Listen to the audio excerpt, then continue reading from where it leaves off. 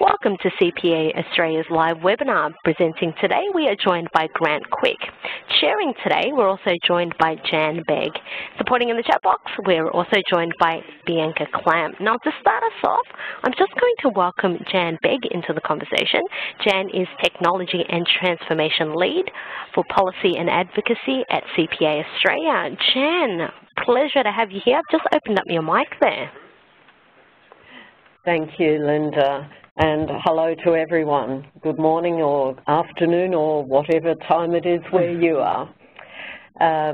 So I'm pleased to be chairing today's session, and Grant has a great presentation to give us, and it probably makes sense to do a question and answer at the end. But if you've got any pressing ones, just pop them in the chat box. I'll keep an eye on that, and I'll try and get Grant's attention if I think that we should take them as you enter them. Otherwise, we'll save them up and have a question and answer at the end. So it's my pleasure to introduce Grant Quick. Grant is a Senior Solutions Engineer for Intuit Australia.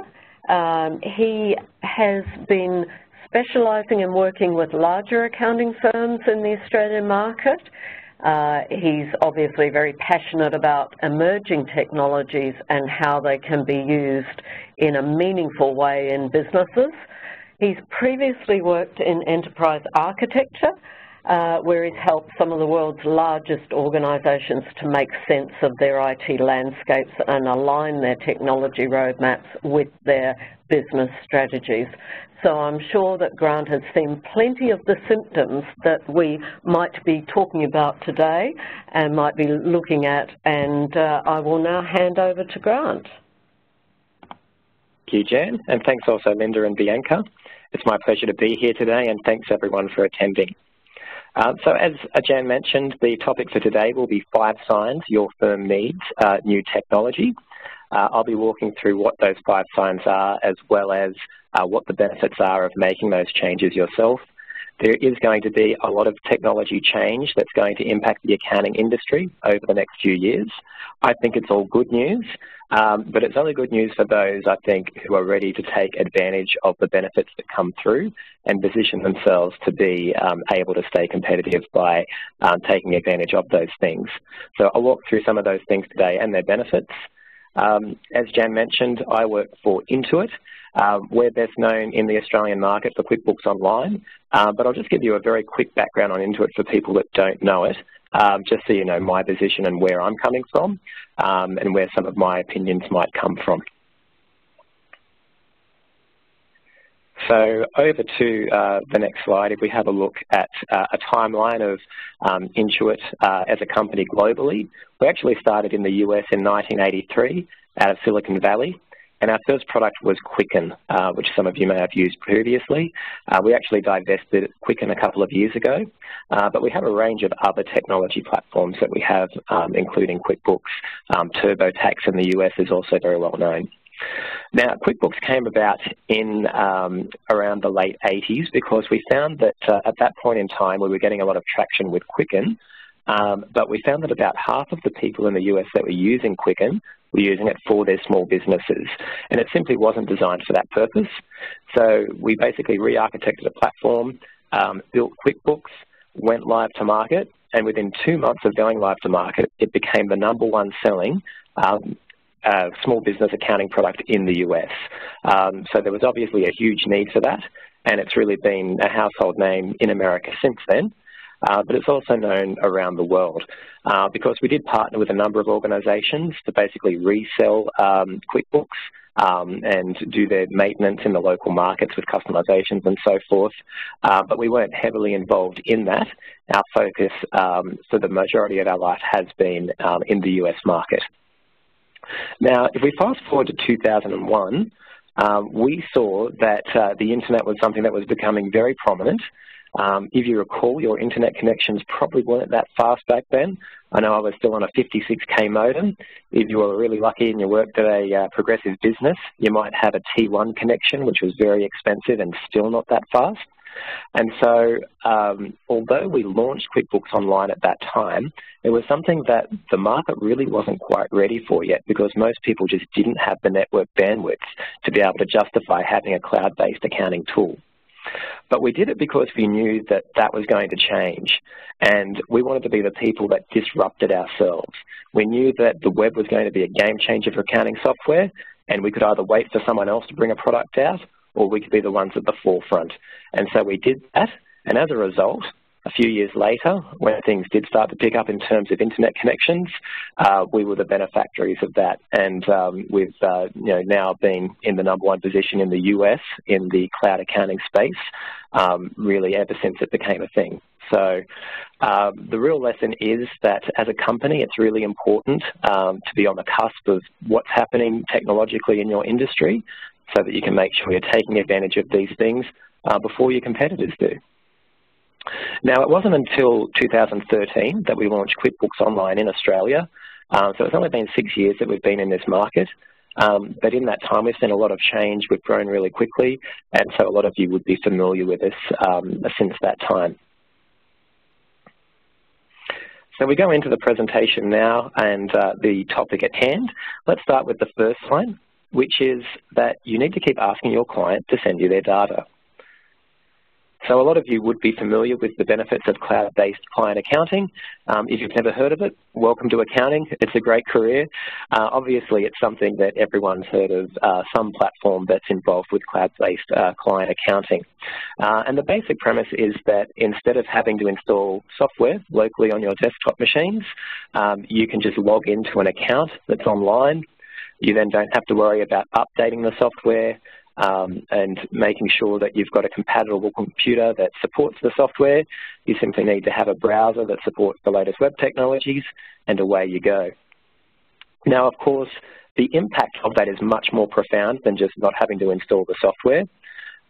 Some of you who've been around for a while and used a lot of desktop-based accounting platforms will remember issues that you've had with maybe you had a client that upgraded to a newer version of the software and you hadn't done so, so you then had to update the software yourself, and then another client came along and they were still using the older version, so you basically had to downgrade your software to work with their file or ask them to upgrade, and it became a huge drawback for a lot of firms that spent a lot of time having to juggle around the way they managed their installations just to be able to support the basic needs of their clients. Now, it also goes a lot broader than that. So when you think about sharing data between different employees at your firm, having things on desktops meant files had to be switched around. Making sure that everyone had the latest version of files often became a big sticking point. Sometimes a client would accidentally send you an old file, and so you'd start working on that without even knowing that you didn't have the latest state of what they had. So cloud accounting solves all of those issues, and it also brings forward a lot of really powerful functionality on top of that. You've got messaging platforms. With some systems, you can upload documents directly into the cloud accounting solution. So if the client has to give you files, you can request them through the platform. They go through there, and that way all your employees have visibility of that without having to swap emails around and figure out who's been coordinating with the client. You've also got, and this is really powerful, the additional functionality that comes through the app ecosystem. When we launched QuickBooks Online back in 2001, that was one of the key things that we saw as being the drivers of cloud accounting, because ultimately you can't be everything for everyone. We could have thought about how do we solve things for tradies or plumbers or any other kind of business, whether it's a finance business or a manufacturing business. And having to build all those different products would have been a complete nightmare if we wanted to be the dominant player in each of those industries. So what we saw as the blueprint instead would be that there would be a central client accounting solution in which all the financials and accounting would be done, and then the other solutions that are more specific to different industries would simply be integrating with that. So they wouldn't need to build in their own general ledger and things of that nature. They would simply add the functionality that's needed. And as a result of that, we've built up a really rich ecosystem. And so most of the products out there in cloud accounting will offer that today.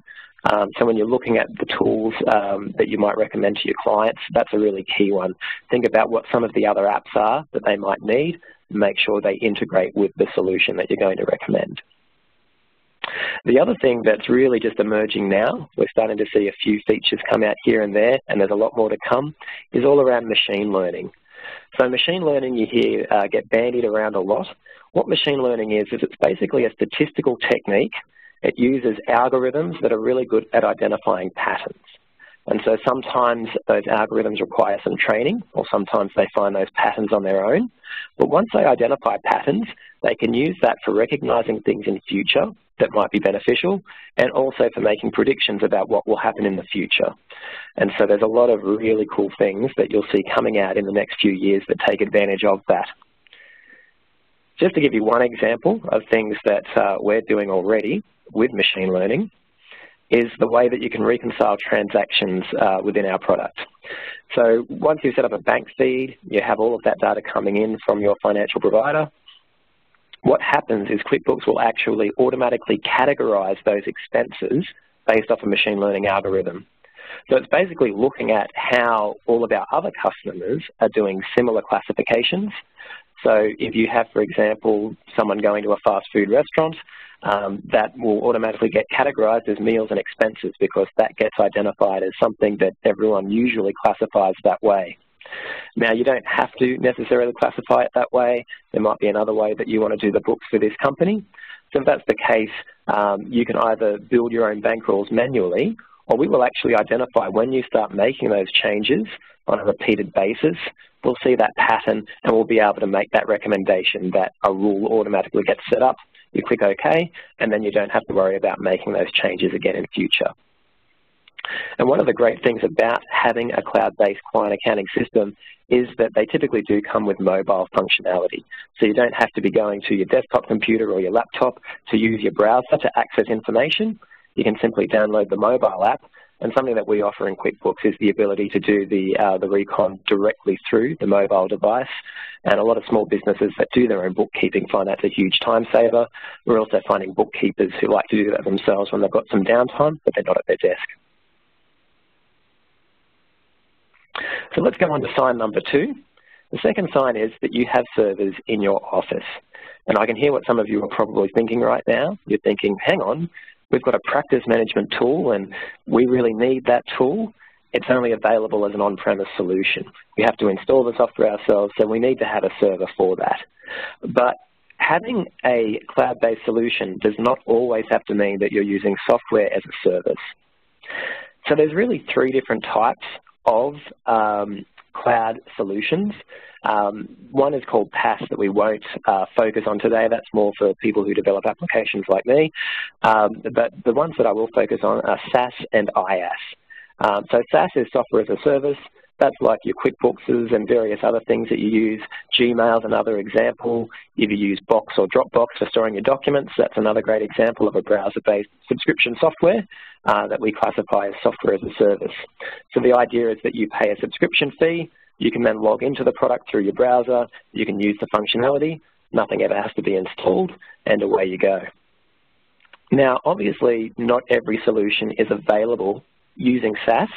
So the alternative for that is to use IaaS. So IaaS, you're basically buying the infrastructure as a service, which gives you your own server in the virtual world. So there's a number of really prominent providers around that at the moment. The biggest 2 are Amazon, AWS, and Microsoft Azure. And so with those platforms, you can basically request a server, and that server gets spun up in one of their data centers, and it's available usually within the space of a minute. And then you can start logging into that server remotely. You can install the software that you need. You can give access to other people. So if you do need to work with someone who manages your IT, they can do it for you remotely. And the benefits of that are absolutely massive. Now, I hear a lot of people that go and look at Amazon and they get a little bit off-put by the prices. They do the numbers and they say, well, hang on, I can buy a new server for so many $1,000s. If I look at this for Amazon, it's going to cost me several $1,000s more. But if you do a full ROI, it's pretty rare that you'll find that having a server on your premise is going to be a better solution than having a cloud-based server. There's a lot of downtime that you'll have to think about with having a server. If you have, for example, power outages, or someone spills coffee on the server, all these kinds of things happen, and then you need to pay experts to come in and fix them for you. You might have downtime where you're without a server for a day or two. You've also got to worry about theft if someone breaks into your office. Obviously, that's not just a concern from downtime. It's a big security concern because you've got all of your clients' data on that server, and if you're not using any proper backup policies, then you could be in real trouble. So a lot of organisations are currently paying quite hefty fees to use IT consultants that come in and do the work for them.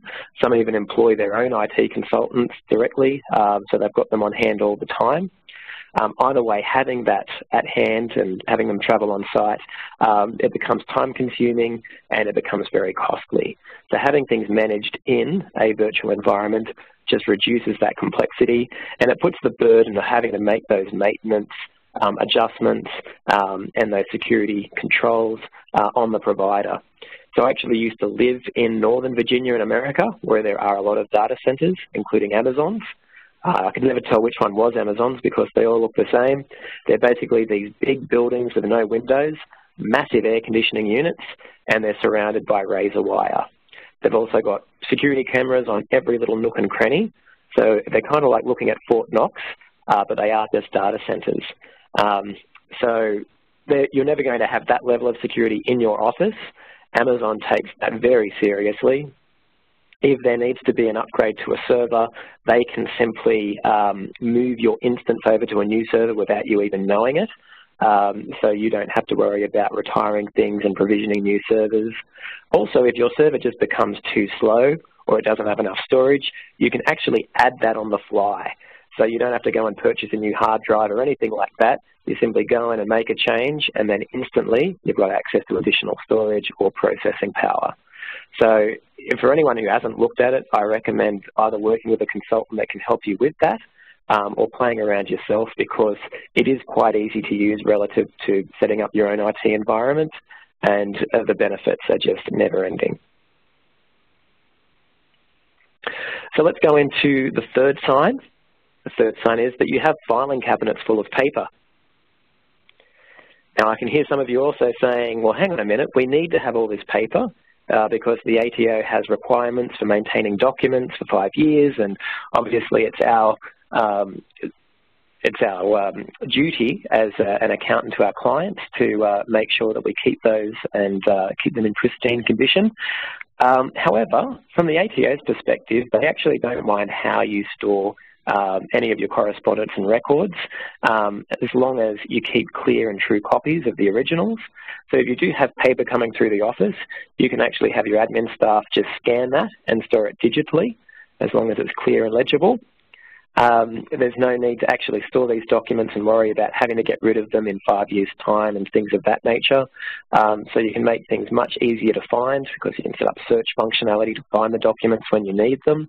And also if you have any kind of issue on site, whether it be fire or burglary or anything like that, obviously if you've got a good backup policy with a digital system, you don't have to worry about those things being an issue. So with going digital, it is important to keep that backup policy in place. If you move, for example, to AWS, they don't automatically back up your data. So you need to basically set up a separate server and have that data flowing across. If you're using more of a SaaS-based document management system, they'll typically take care of that for you. And they can also make it very easy to track the duration that a file's been in the system, so you can easily find files that have been there for 5 years or 7 years if you're looking at ASIC. Now, I will make one stipulation. ASIC does require that you keep physical copies of certain documents still. I've included some links to both the ATO and ASIC at the bottom of this slide, so have a look at them if you'd like more information. But yes, certainly ASIC does require physically signed copies of some documents, and they need to be kept for 7 years. So before you go and throw out all your filing cabinets, you might want to keep one of them. You do need to have that, but I really doubt that that's going to be a thing for very long. That's certainly not the way that every other industry is moving. So I think ASIC will probably provide that at some point in the future where you can go digital. The other thing you can look at too is digital signatures. You've probably come across Adobe signing services and things like that, where someone will send you a document online and then you basically just click in certain places and apply an electronic signature. These electronic signatures are actually much more secure than a manual signature. I know I try to make my signature very hard to forge, but I'm sure probably a 5-year-old could figure it out in a couple of minutes. So it's certainly not a very secure way of keeping legal correspondence. So technology is going to be a real driver in this area, and there's certainly a lot of documentation that you can legitimately have using electronic signatures. So I'd recommend looking into those if you haven't already. Moving on now to sign number 4, you are only productive at your desk. And I know it's kind of surprising to me because coming from other industry where I worked with a lot of large corporations, desktop computers were becoming very rare. Nearly everyone had a laptop. There was a lot of hot desking arrangements, so people wouldn't necessarily have a permanent desk. But I find when I come to a lot of accounting firms, they still do have actual desktop computers that can't be easily moved around.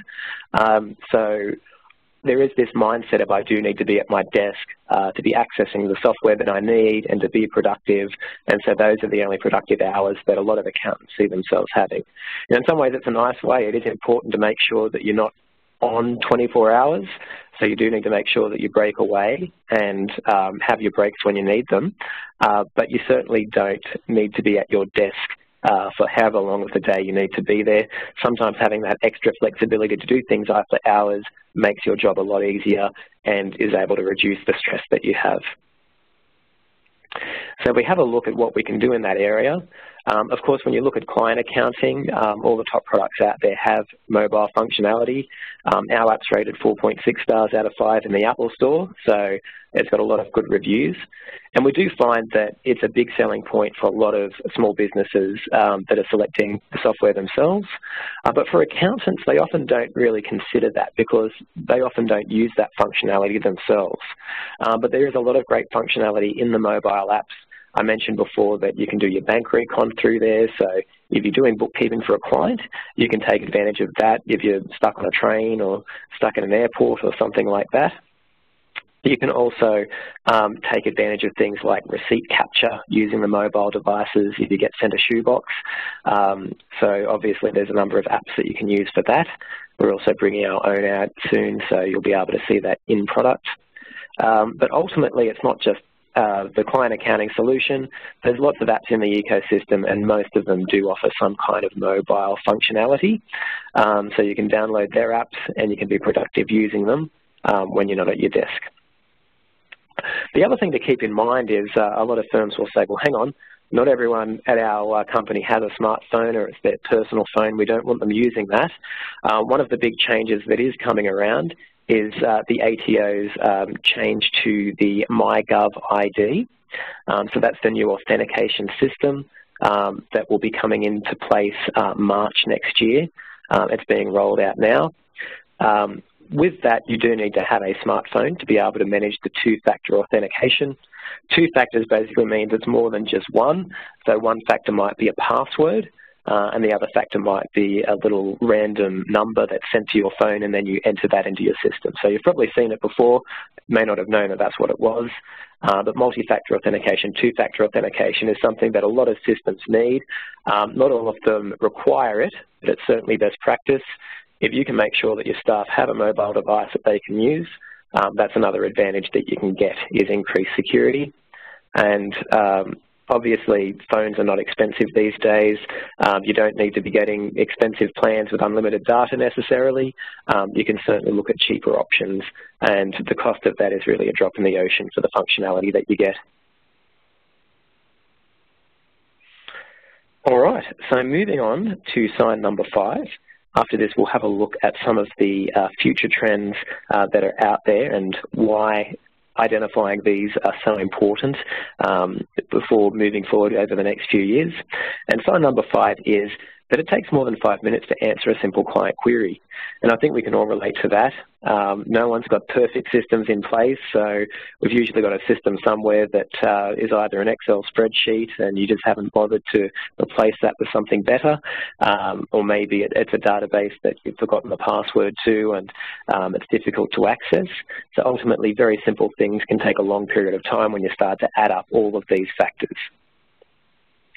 And coming back to what I talked about at the beginning, with the client accounting product being the heart of the ecosystem, this is really where you can start to build some efficiencies and make sure that all of your clients can get the information that they need in a very timely way.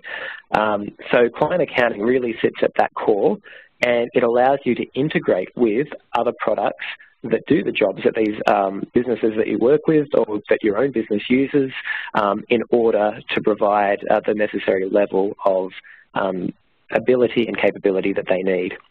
And so if you think about maybe having queries within the client accounting product, maybe you can link that off to products that do reporting. Those reporting products will often be able to link up with other systems. You might be bringing in Google Analytics to track website visiting and things of that nature. You might be looking at other sales information that's not captured in client accounting. It might be your CRM. And being able to pull all that information together in one place very quickly is the key to be able to answer all of these questions.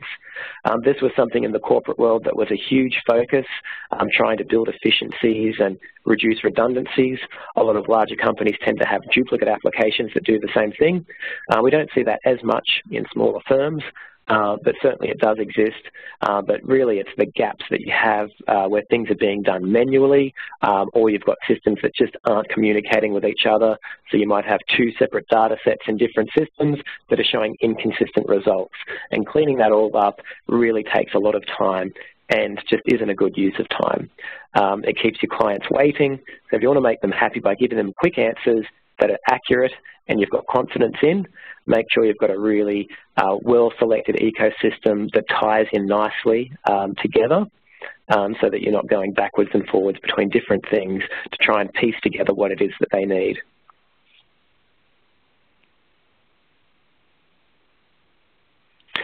So, of course, those are the 5 trends. But let's have a look now at what the next wave is that's coming, because ultimately there's a lot of benefits you can get from making these changes today, but I think the real benefits are going to be things that you see over the next 5 years. And if you don't act now, you're going to be in a position where it's really difficult to catch up. You know, you're not going to be competitive with the services that you offer compared to your peers.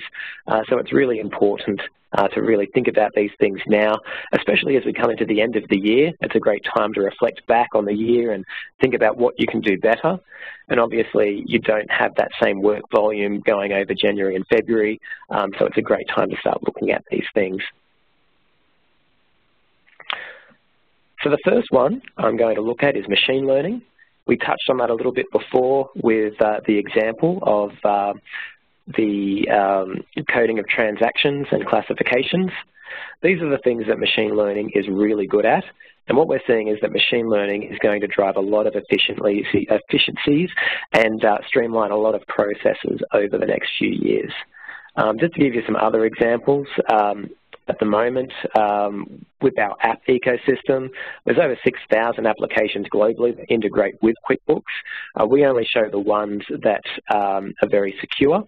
So we do security testing before we list them in the store, but there's still hundreds there, which makes it really difficult to search through all of them. So what we've done is we've used a machine learning algorithm to basically identify the apps that similar companies have been using, and not just using, but sticking with. And so if you've got those kind of applications that work for those companies, they're probably going to work for the small business that you're advising. So we provide those kind of recommendations with machine learning, so you can quickly find applications that you may not be familiar with, may not be aware of, and apply those to the customers that need them the most. Now, with machine learning, basically, what you're going to see with that is analysis of very broad data sets. Machine learning by nature requires a lot of data. A lot of people think machine learning is a very new technology. It's actually been around since 1959. But the reason that we're only hearing about it now is because for machine learning to be useful, it does require big data. Big data requires big storage and big processing, and we simply didn't have that available to us up until recently. It's really only been in the last 15 to 20 years that we've had any kind of decent storage and processing capabilities at that level, and that was the time when machine learning really started to take off, and it's only been accelerating since then. Now, of course, because that data needs to be stored in the cloud by nature of, we're talking about terabytes of data. We might be talking about data sets that cover a lot of different businesses that get anonymized so they can be centralized in one place. And so obviously you can't store that on your laptop. Your laptop's probably not going to have the power needed to be able to be translating all of that into meaningful business rules in any short amount of time.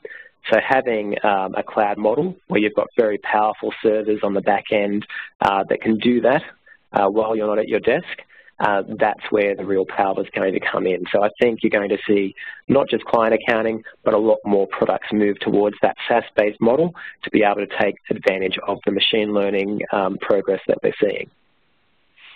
One of the things I do always like to point out with machine learning is that it's not here to replace people.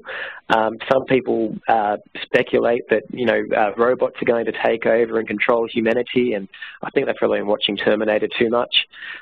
Machine learning is at a point where we can just start to identify the difference between a dog and a cat in a photo, and we can make very simple observations of patterns. Now, some of these things are incredibly powerful because they're very menial tasks that require people to sit down and do them for hours at an end and send themselves bored. And obviously, if a machine can do that for you, it can do it without the element of human error because suddenly you're not getting tired from doing this repetitive task, and it can be more consistent with how it gets done. That allows us to ensure that people can be used to their optimal capacity and work on things that are of interest to them rather than getting bogged down in the details. Something else you might have heard about recently is open banking. Open banking is really a global initiative, but Australia is really at the forefront of it. Australia introduced legislation to make open banking a reality. So it's emerging right now. The banks are working very hard to get in line with the legislation so they'll be ready for the deadlines that are coming up over the next year. What open banking basically means in a nutshell is that instead of the banks owning your data, you are going to own your own financial data that's associated with your banking. Just the other day, one of the major banks published, it was an article actually about machine learning, and they were trying to sound like it was a very positive thing, but they had 175 different data points on all of their customers. Now, that's really powerful. You can do a lot with that information, but the scary part is no one really knows what that information is. So that information is belonging to the banks. Sometimes they know more about us than we know about ourselves. And so the Open Banking Initiative is changing that so that we are the custodians of our own data. The banks can manage that data, but we have the final say over what gets done with that data. So if we decide that, hang on, we'd like that data to be shared with another provider, maybe we want to change banks and maybe we need to bring over our transaction history so we can see that, then the bank can't stop you from doing that. If you want to get a loan and you want to be able to show your financial history very easily, you don't have to go to the bank and argue with them to get paperwork to be able to prove this. You can simply provide permission for that financier to be able to see your information so that you can get approval for that loan very quickly. We're actually seeing a lot of that at the moment. In fact, I would see that there will be a lot of different products that emerge to take advantage of open banking. So you might see things like a lending platform that basically allows you to connect in. It might be to your bank or it might even be to your client accounting system to be able to analyze your spending habits, your previous credit history, whatever you give it permission for, and then they can make instant decisions with their algorithms to basically say, yes, I'm going to approve that, or no, I'm not. And because they have more detailed information, they can really de-risk things and offer you a better rate. So some people, I know it's still a brave new world and it gets a little bit scary, but Ultimately, it's up to you what you do with your data. Open banking is not a free-for-all. Anyone can access information. It's more about giving you the choice about using your data the way that you want it to be used. With that, I think we're also going to see a much higher volume of financial data being transferred. That's going to go into client accounting solutions as well. So as we see that, we'll see a lot of improvements in the way that bank feeds work. We'll also be able to see more information about lending and so forth that you give permission for your client accounting system to access. So I think it's a very exciting time. It's really exciting to be in Australia where this is at the forefront of technological development. But ultimately, it's going to be something that's global and really massive, I think.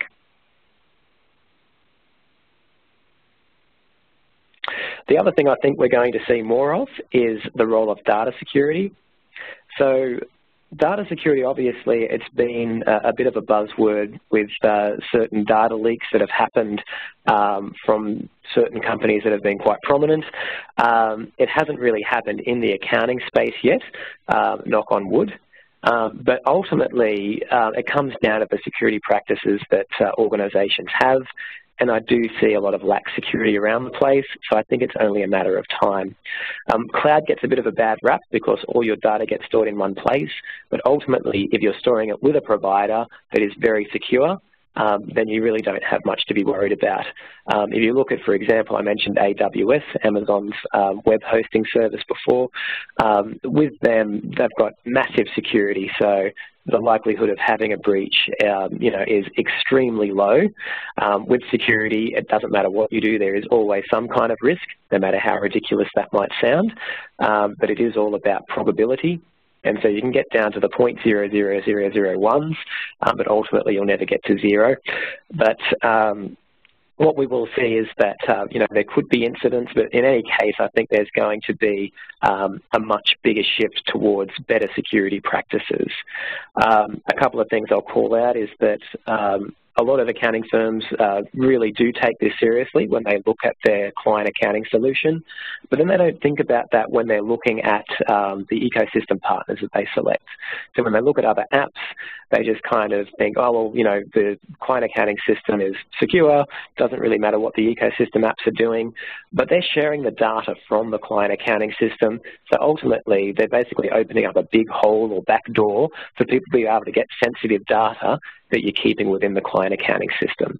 So it's a big gotcha that I think needs to really get some more attention. We've taken it very seriously, and we're very careful to only list applications in our App Store that go through a very thorough security review. So if you are thinking about ecosystem apps, if you go to apps.com, it's a great place to look to make sure that things are very compliant.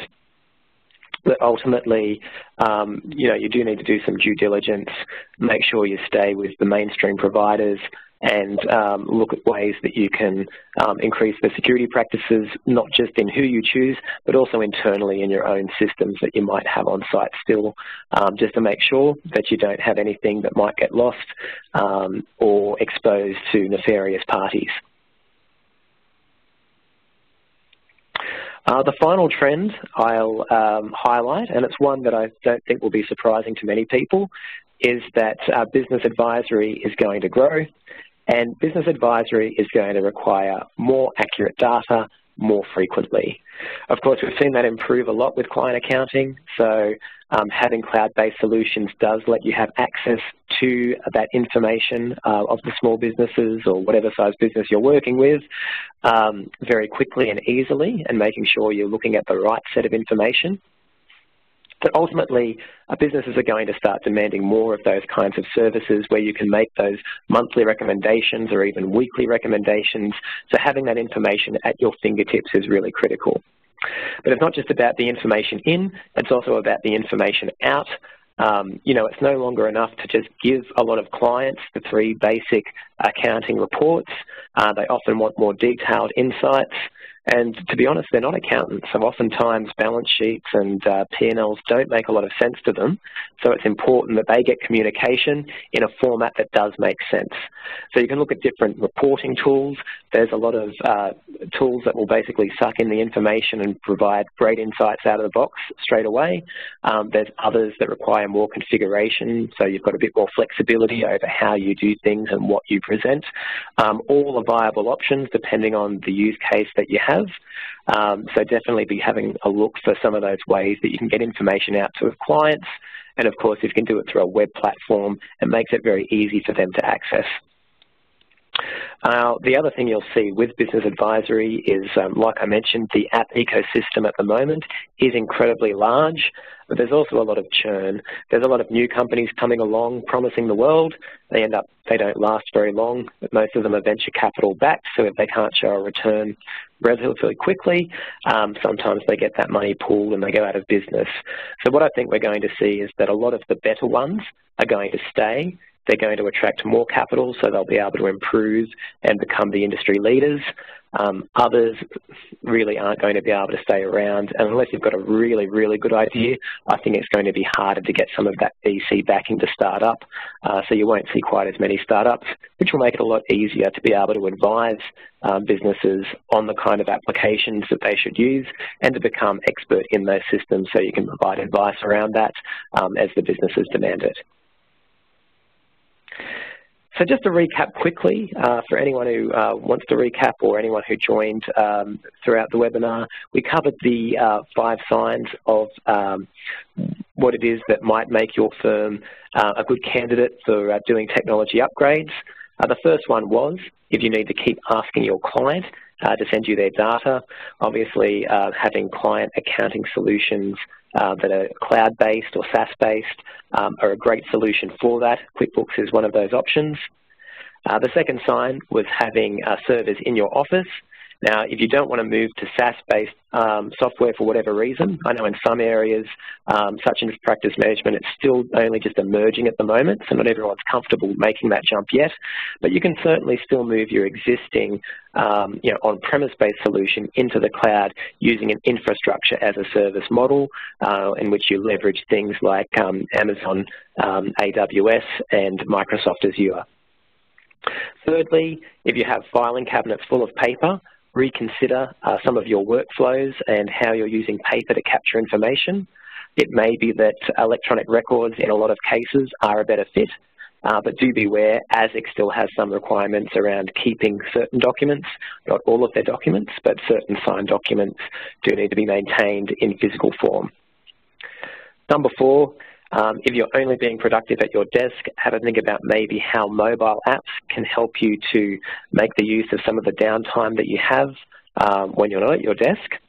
And finally, if things are taking more than 5 minutes when they're simple queries, have a think about how maybe you can have a more integrated app stack to make sure you've got efficiencies and data consistencies that don't slow you down.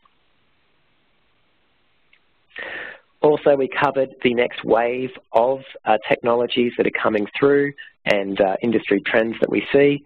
One of those is machine learning. Once again, you'll hear the word all the time. Be careful what you read, but it certainly is a trend that's here to stay. It's not going to be something that necessarily revolutionises everything, but it certainly will build a lot of efficiencies and free you up to work on things that I think are going to be more exciting and fun to work with. Number 2, open banking is here. It's imminent. We're involved in a trial at the moment where there's only 10 people across Australia that are being involved. We're the only accounting solution provider, so we're really excited to be in that space. Number 3, the data security. Obviously, people are starting to think about it, but I think as an industry, accountants are probably not quite as far along the journey as some other industries. So definitely do keep that in mind when you're selecting different products and also when you're thinking about some of the practices that you have internally. And then finally, the fact is that business advisory is becoming a much bigger thing for accountants and for bookkeepers. And so having frequent data access is really key, as well as being able to get that information out to stakeholders very easily, whether it's through dashboards or through reports that automatically get generated on a frequent basis, so you don't have to be sending them out. So thanks, everyone. Please do continue to put questions into the chat window if you have any. I'll stick around for the next 10 to 15 minutes to cover those. But for anyone who is interested in some of the other technological trends, specifically things like machine learning, blockchain, and all these other things that you hear about, we do have a tech report available. You can download that from the link that's here, intuit.me/tech report. So please do that when you get a moment. But for now, I'll hand back to Jan, who will be able to take any questions and pass them on to me as appropriate. Thank you, Grant. That was very interesting. And while people are typing their questions, I have just a couple of questions that I might ask you. The difference between AI and machine learning, artificial intelligence and machine learning. Would you like to give us a bit of a summary while others are typing their questions on what is the difference? Yeah, absolutely. No, it's a great question. So the terms do get used interchangeably a lot. In fact, I find more often than not now. But there is a very clear distinction about how they are different, and I think it's important to know that. So artificial intelligence is slightly older. The actual term itself has been around since 1956. So obviously it's, you know, a very old technology, older than probably everyone on the call. So it's right up there. But it's a very broad term that really covers any technology that looks to replicate human behaviours and especially human decision making. If you look at machine learning, on the other hand, it's a very small subset of artificial intelligence. So it is artificial intelligence, but not all artificial intelligence is machine learning. A lot of older artificial intelligence techniques were basically manually building rules to be able to make decision trees and things like that. But with machine learning, all of that is done through statistical techniques. So it's basically looking at larger data sets, identifying patterns, and then it's able to act on probability to make recommendations or decisions. And that's one thing that's important to point out. Machine learning is never perfect because it is a statistical technique. You can only ever get down to, you know, the 0.00001s in terms of percentages and probability of error, but there always remains that chance that things aren't going to be perfect. The more data you give machine learning, the better it becomes, however. Thanks for that answer, Grant. Now, just for those who are on the call who haven't got their chat box open, remember to go down to the bottom to that little bubble and click on it, and you'll be able to type in a question. I have another one, which is, do accountants need to become technology experts in the next few years to remain viable? Are we going to see all the accountants having to have some sort of computer science or learn how to write an app? Or what's your view on that, Grant? Yeah, no, that's a question I get all the time, actually, and it's a good question. The good news is you don't have to go back to school. There's no need to get another degree. Obviously, there's a lot of new graduates that are doing both accounting and computer science and engineering and things like that, and that's hugely beneficial, but ultimately it's not a necessity. You know, I think it takes a certain mindset to be an engineer. I speak for myself, but we're not necessarily the most normal people. You know, we are very detail-oriented, which accountants are too, but we do have a certain way of thinking about things. I think accountants bring another skill set to the table. They really, you know, bring a very analytical mind from a numbers perspective. It really looks at, you know, legislation and things like that and how you can be compliant and those kinds of things. So there's definitely two different skill sets there. From an accountant's point of view that wants to stay up to date with technology, that certainly is important. It's important to kind of get a bit of a high level understanding about what's coming. You know, what is machine learning? How is it that we can take advantage of it so that you can look at what some of the emerging things are that you can do internally to benefit from it. But ultimately, you don't really need to know how it works in detail. You don't need to be able to write your own machine learning algorithms. That is what engineers do. So ultimately, I think the two roles are going to complement each other. They'll probably be working much more closely together. But I think accountancy is still very much an in-demand skill set and will be. Thanks, Grant. That was also echoed by some research done for CPA Australia recently by Melbourne University that highlighted the skills of accountants in decision-making, analysis, and so on. So your experience seems to align with that. Now, we've got a question on the chat which asks, does QuickBooks use SQL as the back end? Now, that's a very interesting question. So the answer is yes and no, and you'll find that for most technology solutions these days. SQL is a really good fit for some things. It basically lets you query tabular data so that you can get information that falls into nice even categories. So if you, for example, are capturing employee data, you might always want to know the employee's first name, their last name, their email address. That's a great tabular structure, and so a SQL-based database is a great fit for that. However, it's not a great fit for all information. If you want to have a look at complex networks of information, graph databases are an example of a technology that does a much better job of that. And if you have a look at most leading technology providers these days, they're using a mix of things. So you'll use SQL-based technologies when you are doing certain kinds of data storage, and then you'll use SQL for those data queries.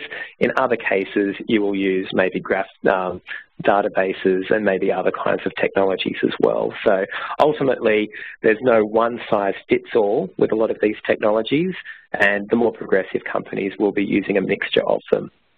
One thing that's quite exciting is we are bringing out a new API. The API will be backwards compatible, so it will still support SQL queries, which our current application ecosystem partners are using to communicate with us, but it will also support graph-based queries. So it will enable different ways of communicating with QuickBooks that haven't been possible before. It will make for much more efficient data transfer. So in some cases where people had to basically build systems that pulled through a lot of data and then filtered it out based on some criteria, that will no longer be the case. That will be done on the QuickBooks side. So you'll see a lot more new applications arrive as a result of that we're releasing. Thanks for that, Grant. We've got another couple of questions on the chat line, so I'll just ask you to answer them fairly quickly as we're getting through our allocated time. The next question is, with the move to cloud-based accounting, what are the additional security concerns and considerations do we need to factor in? And the person who answered said firewall, data protection, encryption, or how do we get our clients, internal, external stakeholders, to be comfortable with the transition to cloud-based? Yeah, I know, it's interesting. When I was living over in the US, it was during the time I was there. When I first arrived, people were starting to talk about cloud, and everyone was saying, it's not going to take off in government, it's not going to take off in large corporations because it's just got too many security issues. Fast forward a couple more years, and all the government agencies, all of the large corporations I worked with were all moving very strongly to the cloud. And we were basically building a cloud solution, and initially nobody wanted it, and suddenly everyone was saying, oh, we need to move to that straight away in droves. So we've seen it at that level happen. There's been this trust factor that's gone in with cloud. And I think that still hasn't happened, in smaller businesses yet. So it is an education piece. I think the first thing is to point to a lot of the larger companies that are moving to cloud. Look at some of the security standards that they have. If you look at Microsoft or Amazon's websites around what they do in terms of security for their cloud platforms, it's absolutely amazing. Like, it is by far world-class. And if you went to one of the data centers that they had at a Fortune 500 company a few years ago, you would have been blown away. those are now left for dead by the security that Amazon and Microsoft are providing through their cloud data centers. So it is very secure. When you look at a SaaS provider, the thing you want to look at is where do they host their data. So find out, most of them actually do use AWS or Azure. If they're using someone else, you'll need to look at them very carefully. If they're doing the hosting themselves on their own servers, you probably want to run away from them pretty quickly. Very few of them do that themselves. Ultimately, they're good at building software. They're not good at building secure infrastructure. In fact, Intuit, it was one of our specialities, was our data centers and how secure they were.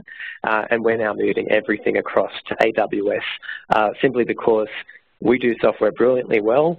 We did a great job of data centers, but we weren't as good as AWS. So it made sense to move over to them.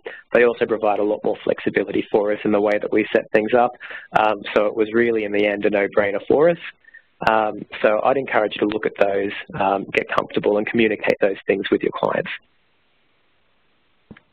Thanks for that. One very quick question at the end here. Poor internet in remote areas.